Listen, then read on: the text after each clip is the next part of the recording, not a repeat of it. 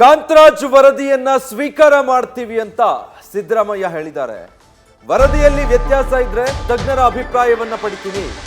ಕಾಂತರಾಜ್ ವರದಿಯನ್ನ ಸ್ವೀಕಾರ ಮಾಡೋದು ನಿಶ್ಚಿತ ಅನ್ನೋ ಹಾಗೆ ಸಿಎಂ ಸಿದ್ದರಾಮಯ್ಯ ಹೇಳಿದ್ದಾರೆ.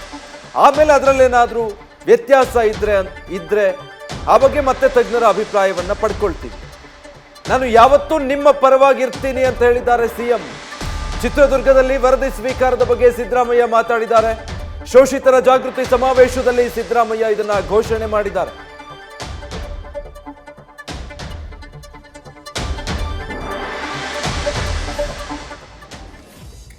ಹೇಳಿದ್ದೇನೆ, ಜಯಪ್ರಕಾಶ್ ಹೆಗಡೆ ಕರೆದಿಕ್ಕೂ ಹೇಳಿದ್ದೇನೆ, ನೀವು ವರದಿ ಕೊಡಿ. ಯಾಕಂದ್ರೆ ಅನೇಕ ಜನ ವರದಿನ ನೋಡದೇನೆ, ಓದ್ದೇನೆ, ತಿಳ್ಕೊಳ್ಳದೇನೆ ವಿರೋಧ ಮಾಡ್ತಾರೆ. ಇವತ್ತಿನವರೆಗೆ ವರದಿ ಏನಿದೆ ಅಂತ ಗೊತ್ತಿಲ್ಲ, ನನಗೆ ಗೊತ್ತಿಲ್ಲ, ಯಾರಿಗೂ ಗೊತ್ತಿಲ್ಲ. ಆದರೂ ಅದು ವೈಜ್ಞಾನಿಕವಾಗಿಲ್ಲ, ಅವೈಜ್ಞಾನಿಕವಾಗಿದೆ ಅಂತೇಳಿ ವಿರೋಧ ಮಾಡೋದು. ನಾನು ಇವತ್ತು ನಿಮಗೆ ಇಲ್ಲಿ ಹೇಳ್ತೀನಿ, ಆ ವರದಿಯನ್ನ ಸ್ವೀಕಾರ ಮಾಡ್ತೀನಿ. ಅಲ್ಲಿ ಏನಾದರೂ ವ್ಯತ್ಯಾಸಗಳಿದ್ರೆ ತಜ್ಞರ ಅಭಿಪ್ರಾಯ ಪಡೆದು ಅದನ್ನು ಮಾಡ್ತಕ್ಕಂಥ ಕೆಲಸವನ್ನು ಮಾಡ್ತಕ್ಕಂಥದನ್ನ ಮಾಡ್ತೇನೆ ಅಂತಕ್ಕಂಥ ಮಾತುಗಳನ್ನು ಹೇಳಲಿಕ್ಕೆ ಬಯಸ್ತೇನೆ. ರಾಹುಲ್ ಗಾಂಧಿ ಅವರು ಈಗಾಗಲೇ ಹೇಳಿದ್ದಾರೆ,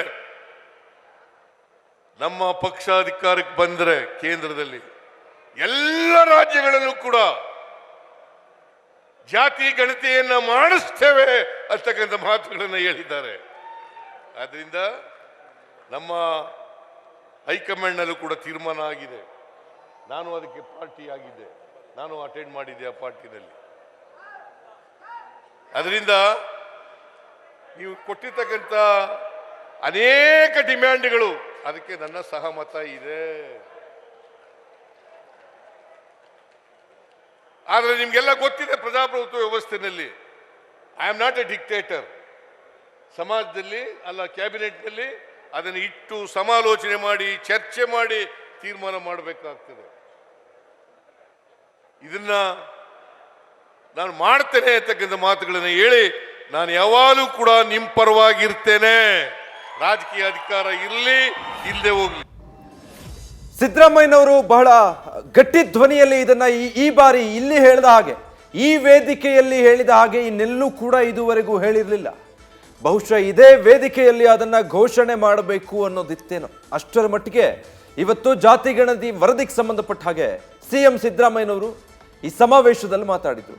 ಶೋಷಿತರು ಹಿಂದುಳಿದ ವರ್ಗಗಳ ಸಮಾವೇಶದಲ್ಲಿ ಮಾತಾಡಬೇಕಾದ್ರೆ ಸಾಕಷ್ಟು ವಿಚಾರಗಳನ್ನು ಪ್ರಸ್ತಾಪಿಸಿದ್ರು.